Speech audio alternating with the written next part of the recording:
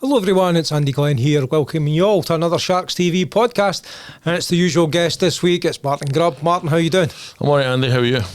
Not bad. 7 points at the last 8.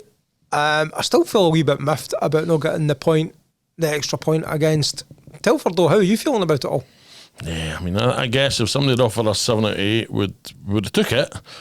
But yeah, now we've been through it and we've played it. I think that it's a point dropped, I think, is the way we've got to look at it. And it's obviously taking nothing. We said that on Saturday after the game. It's taking nothing away from Tommy and his Telford team. But I think the progression that we need to make, and again we discussed, was that if you're serious and about getting up into these solid playoff spots as opposed to maybe just squeaking in, you got to close that game out when you get up.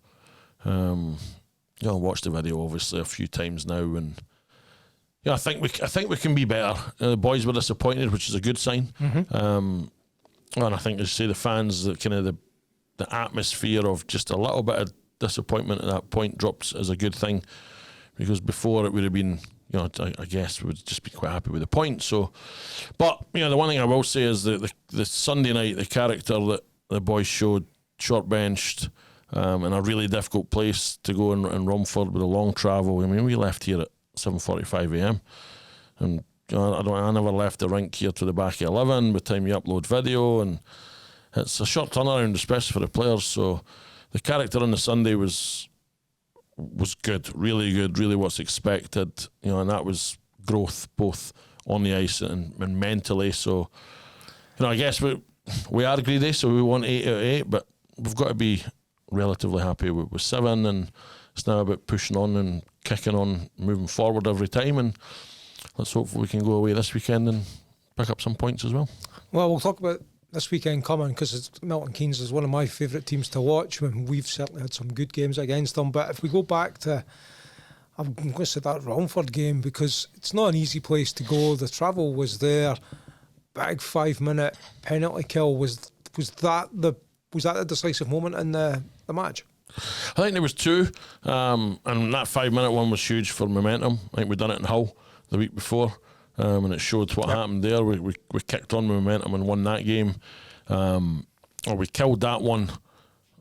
No, it's never easy to kill, but I thought we were relatively comfortable once we got our PK structure after getting caught cold in that first one. And then the other one was right at the death. The too many men penalty for me was horrendous. Was never a penalty in a million years in my book, but that's a different story. It's one of those ones where the puck was played almost to the man coming off. It was difficult to see in the stream, but it looked like the puck was played. It was played to the bench. I think it was Joe that was coming off with no helmet, so he couldn't play the puck anyway. Torrin jumps on, but he lets the puck hit the boards and bounce through, back out through his legs, because he knew he couldn't touch it at that stage.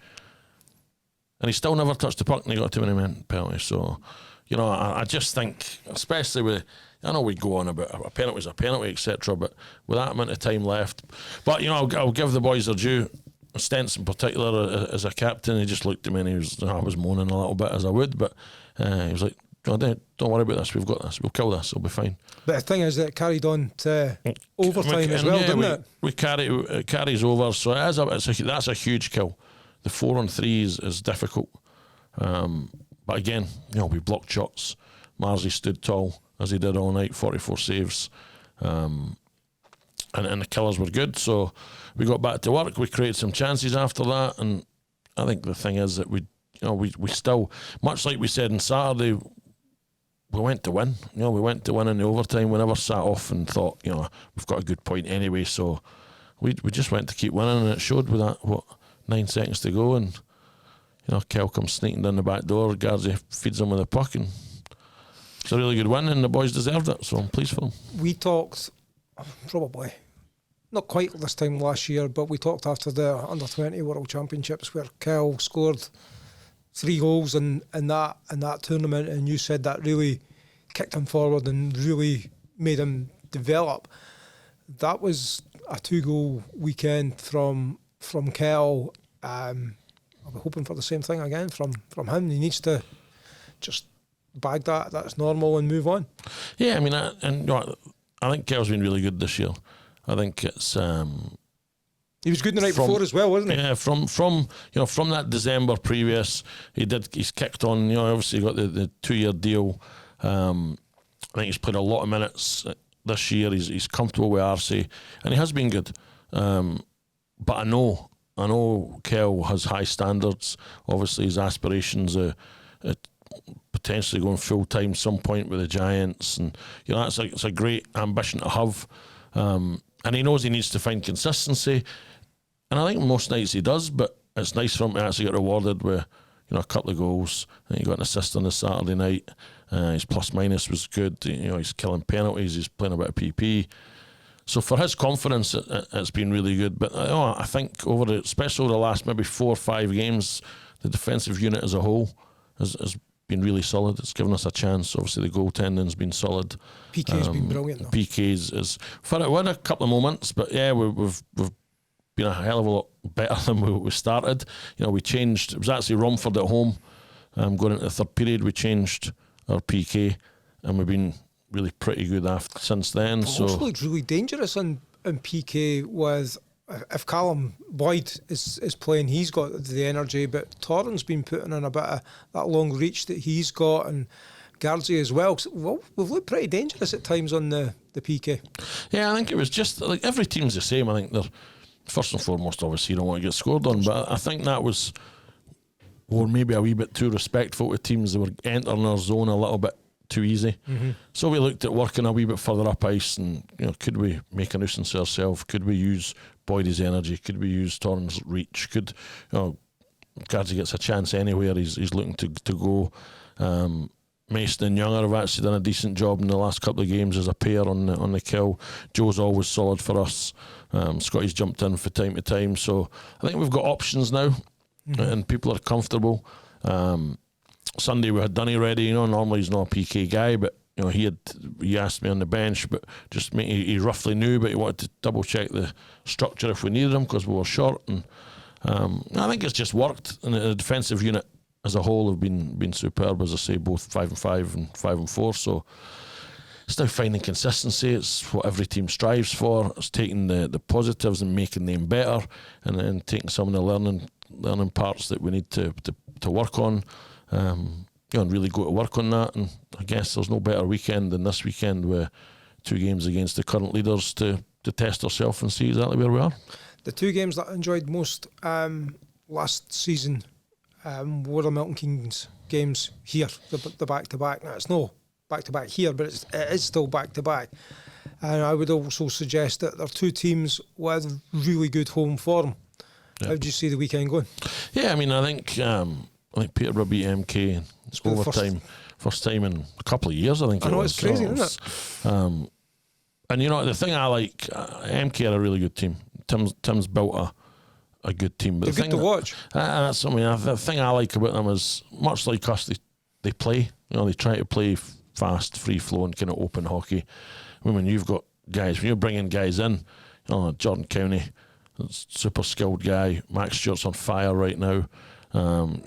Any team with a third line, as it was at the weekend, Corey McEwen, Tom's Rutkus, I think I had Harry Gulliver on that line. Like, the talent in that lineup's massive, and James Griffin's solid at the back. Malik is just getting better every year, so they've got solid goaltending in Headley and Kerlin, so you can see why they are where they are. And obviously they've always had aspirations of pushing leads and winning silverware and stuff, and that's where we aspire to be ultimately as well. So I think it's 2 good teams. It's 2 teams that like to play. We know we're going to have to be responsible in all 3 zones. We're going to have to be opportunistic when we get our chances. We're going to have to be good in the special teams. But I think the last game down there showed that we got ourselves back in that game, at a 1-goal game, and yes, we made a mistake 10 seconds later. It kind of puts the game to bed, and then we're pushing too hard. But I think we can live with them. I'd like to think that over the weekend we're going to be able to live with them, and we're going to be able to take something from them. And people will always look at where we're placed, ourselves, Telford, Bristol, even the Bees and stuff, and right now, and I think realistically, are we going to win the league? Probably not, but we can have a massive say in where it ends up, because we need to pick points up every weekend, and that's still been our thing. I think we've done a decent job this year, barring a couple that always picking up something on a weekend. And this weekend's no different. You know, obviously we're going for 4 points. There's no point in playing if we're not going to try and win for both games. But realistically, I think if we could split a weekend or pick up 3 points, maybe, we'd be delighted with that. But ultimately, we're still going there to prove that we're a good hockey team, and we're going to try and win in Milton Keynes, bring that form back home. We've beat them here last year a couple of times, and see if we can replicate that form and win 2 games on a weekend. Just when you're talking about the league, who do you think's going to win the league? I don't know. The team that finished at the top at the end. Well, that's normally how it works, Martin. Who wins? But I think the one thing that I hear a lot of people say it, and I agree with it. I think the league's got better. It's continually getting better. I think it's proved. You look at the Bees even on Sunday night with MK. You're looking, going, anybody can beat anybody, and I think it's great that the top end or the so-called top end teams know that they can't disrespect anybody. They can't take a night off. And for us, we're just trying to concentrate on ourselves and get as many points as we can and finish as high as we can. But I've no doubt, MK will be looking to be up there. Leeds will be looking to be up there. I know Hull at the beginning have hit a bad patch at the moment, but they had the ability to be up there. Swindon, I know Slava was wanting to try and push for that playoff win and get Peterborough up there. So it's Sheffield will be looking to be up there because they're putting some results together. So I think. But you can almost see any team could go on a 10 game streak. If somebody goes on a bit of a tear up, then it could get really interesting. But it's too early to say who's the favourites. But for us, as I say, we'll just continue to try and beat everybody and have a say one way or another of where people end up. And for us, it's about finishing as high up as possible rather than looking at who's going to win the league. Absolutely, and I'm still guessing that you're looking for a mid-table finish as a kind of minimum as such to get an easy qualification into playoffs. Yeah, I mean, ultimately, I'm still looking to win the league, but I know what you mean. We're being realistic. The realism is we just need to finish as high as we can. Yeah. I think every player, every member of staff, the management, the ownership, it's about ideally not just being that 8th place team. Of course, you would take that now because it meant you were in the playoffs, but ultimately, it's about growth. Moving forward, belief in ourselves, and trying to finish ideally somewhere comfortably in the mid-table pack, and jostling for a couple of points here and there could maybe see you 4th or 5th rather than 8th or 9th. So we've got that target, but we break this. We break this down into segments and try and obviously win as many points within the segments that we target. And between now and the 1st of January is the next segment for us, and we've started this one relatively well. So we just keep looking one game at a time, getting the points on the board, and see where it takes us. That's quite interesting. You break it down into segments, because this time last year was when we really hit form. Christmas is coming, the Sharks are on top form. But then into that next segment, we had World Championships that you were involved with. There was the Trophy d'Écosse, there was the curling thing here as well, which is brilliant for the rink and the facility and the whole region as such. But speaking really selfishly from a Sharks perspective, it knackered our system up a little bit. Yeah. How do we mitigate that this year? I think I agree first and foremost that for this facility we've all got vested interest in each other, the sports, the people in the sports. Obviously, the management here, or the rink. I think we all firmly agree is the best rink in the country. So, we all want the place to be successful. We all know it is going to be successful because we're bringing these world level events. So, first and foremost, we support it. However, it can be frustrating. There's no hiding it. There's frustration. But we got to manage our way through it. The Trophy d'Écosse event, we're in Swindon, Bristol anyway, so it has no real impact. I think we missed one session, which in the grand scheme of things at this time of year with any team when they're maybe a bit banged up, and we can live with that. You can 100%. And the thing about the curling one, the Scottish Curling Championships, again. The building does, the facility and the management do a great job. It's a high prestige event, isn't it? But they tell us when it is. So we've got plenty of time this year to plan. So we'll probably skate in Glasgow again, I would imagine. And as much as it's maybe no ideal, it's still ice time. It's still keeping the legs going. It's 2 weekends back to back. That's it. That we know we've got to go and win on the road. Obviously, the last two weekends have proved that we can win on the road. We're hoping that continues, that trend. So rather than letting it hinder us this year, I think mentally it maybe hindered us more than anything. We should be prepared for that mentally, physically. Obviously, we brought Farrell and the gym on board that performed this year, so that helps us even more because we can utilise Farrell a little bit more, and he can ensure the players still stay in tip-top condition during that period. And the video set up, and so we'll navigate that when it comes. I think that we can't look too far ahead. We can't worry about it. We've just got to embrace it being here, and look after ourselves in that small period of time, and still just keeping points on the board. It's not about I think last year we maybe it did maybe stop a bit of a groove we were in, but then we kind of used that a little bit as an excuse, and we can't do that. We just got to focus. Yeah, we know it's coming. In our little segments, plan ahead. As I say, we have as a club, we've planned ahead. We'll still be on the ice. It's not like we're not getting anything. We'll still be on the ice. We'll still be able to skate. We'll still be able to work on our tactics, our systems, everything else that goes with it. And even when you go to Croatia in the World Championships, you've increased the coaching staff here as well. So Struan's here, Ross is doing what he's doing. So it's not Jamie left on his own holding the fort together as well, isn't it? Yeah, and I think especially at this level now, the players are used to it. And the last wee while, the coaches have done a great job.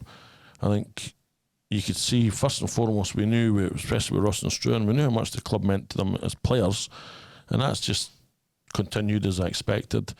I mean, I think I've watched some of his interviews and podcasts at the beginning, but we always knew Ross had this kind of plan longer term to be a coach anyway. So we knew he'd take it again like a kind of duck to water at this level, and I love the fact that he throws himself into it. I've given him some extra responsibility. He does a lot of the video. He's done some exercises, kind of trust and team exercises with the players, and he's loving life. Struan's been a great help up a bit more in the stands.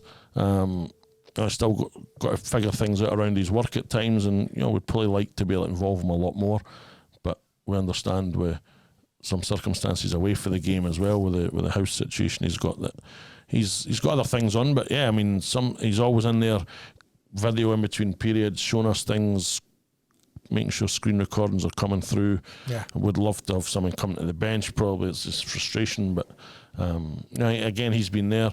And Jamie's Jamie. We know what we're getting. I know what I'm getting for years, and I think that even the two boys coming in have given him a little bit of a new lease of life. Yeah, it's good. So yeah, I mean, I think when I go, it's going to be a lot more seamless. But it's not really, because you're taking some of the players with you as well, aren't you? Well, looking at the squad announcements just now, so Torin, Kyle, who else? Joe. So every team would love to be in that position, having brilliant youngsters coming through, and every team will lose a few players in IHL as well, I guess. Yeah, I mean, I think that's a positive. It's tough in one respect for the players, because obviously they love playing for their clubs. They want to play for their clubs. Guys are doing well, not just for us, but I look at somebody like Finn Braden, for example, who's having a great year in Leeds, and that's become a big player for them. They lose Finn. That's a World Championships chance to win gold, ultimately, isn't it? as you say, every coach and every club want their players to be showcasing their abilities at the highest level, and it doesn't get any higher than playing for your country. So it just shows that there's talent here, there's talent in the UK. For us, selfishly as a club, the more that we can showcase the pathway we've shown for grassroots right the way through to not even just a senior team, but now a national team. Kyle's played a few times. We've had it with Stenton in the past. We've had it with Kel, obviously. Mace has come, albeit he wasn't playing here, and Mace has been in the national team. So we've got a kind of good history here of being able to do that, and I think it helps. It shows the young kids underneath that senior team that it's possible. So we're proud of the players. They deserve it. I mean, if I'm honest, when it comes to the Sharks kids, when we're picking these teams, I give my view and then I step back, and Tommy and Weaves do a wee bit more of that. The same way if it's Tommy's player. Yeah, of course. You know, you want to be a bit more impartial, but they're selected, as all players are. They're selected on merit. There were some really tough decisions on even some guys you've got to miss out and put on reserves lists. But we're proud of the three right now, and hopefully they'll go and they'll have a great period up to the championships, take that form into it, and then come back flying. Well, I think that's the bit. We'll go full circle because we mentioned Kel at the start having a brilliant World Championship and then kicking on with a 2-year contract. There's opportunities for loads of young men, not just the Sharks players, to perform at the highest level, show what they can do, and cement their career in IHL and perhaps beyond. Yeah, ultimately, the world watches. I think people maybe think we're in Division 2A and it's not the top league like the men at the moment. But I go back to someone like Liam Kirk, who, apart from 1 year when he was injured, he never missed an 18s or a 20s tournament. And LA Kings at that time, there was talk of Detroit scouts, and there was always talk and NHL scouts are going to be coming to watch not just him but the tournament, and it never done Kirky any harm. He loved playing for his country and obviously ultimately got drafted, and now he's doing a great job in the DEL in Germany. But so any of these players might just at the right, start being in the right place at the right time, and if you don't get picked for your national team, then it's tough, or if you don't want to go play. So it'll be good for them, and it'll be good for them to hopefully, as you say, NHL, Elite League, European hockey, whatever. Like the options are always there. They can make their careers what they want to make of them. For us, we're just happy to be given at this stage. There's three of them an opportunity to play here, showcase their abilities, and then go into the national stage. Well, as you say, the world watches. I'm betting that you watch every single World Champion, every single level there is, and most hockey fans will as well. I know you're not necessarily, because it's difficult to get imported players at young level from overseas, but it's worthwhile, and I'm guessing all these games will be streamed as usual on YouTube and we'll be able to watch. I would assume so. We've not actually had any feedback yet for the Croats to how it's going to be done, but as a worst case it will be I would think a YouTube channel. Most countries will have that. I think it's one of the stipulations. You've got to have it out there. So it's one of them. Keep your eye online. Ice Hockey UK, and we'll share that. But it'll definitely be on somewhere. Tell you what, if you're wanting a couple of commentators, me and Owen will come out and do some GB commentating for you. Just putting that out there. Cheers, Owen. Right, we're sorted. No, the coverage is usually quite good from these things, and it's a great watch. It's a great watch. Well, I think it's exciting, right? It's a little bit less physical than maybe the domestic leagues. You see a lot of skill. You see a lot of players in a lot of countries that you would not normally see. So, it's an exciting watch. It's a short-term format, as you know. When do we get under 20s back here? Because it was just last year it was here, but it was such good fun. Yeah, I mean, I think the Ice Hockey UK and even the Ice Bowl themselves are continually in communication and discussing with the IHF to see when the bidding processes come up and what we can do as a country. And we've got some stuff going on in Sheffield this year with the Women's Olympic qualifiers and tournament, and Dumfries then after that for the senior women. So it is always exciting. I think World Championship hockey is always exciting, and hopefully we'll continue to bring these events to our region and our ice rink, and people here especially can see the quality of hockey on show. Well, I'm just going to say thanks very much for coming in this afternoon to have a chat with us. You'll get the final word, as always, in advance of this weekend's doubleheader against Milton Keynes. But thanks for your time. But last word to you, Martin. Yeah, again, the same as every week. The thank you first and foremost. I think the last few weeks you've really stuck by us when we needed you. Hopefully the 7 out of 8 has put a smile or a partial smile on the majority of faces, and you continue to trust us, trust the process, keep making this place a good place and a difficult place to play. Anybody travelling, safe travels, and hopefully we'll keep winning for you. Thanks, Martin, and thanks to everyone at home who's taken the time to watch us. This is Andy Glenn saying cheerio.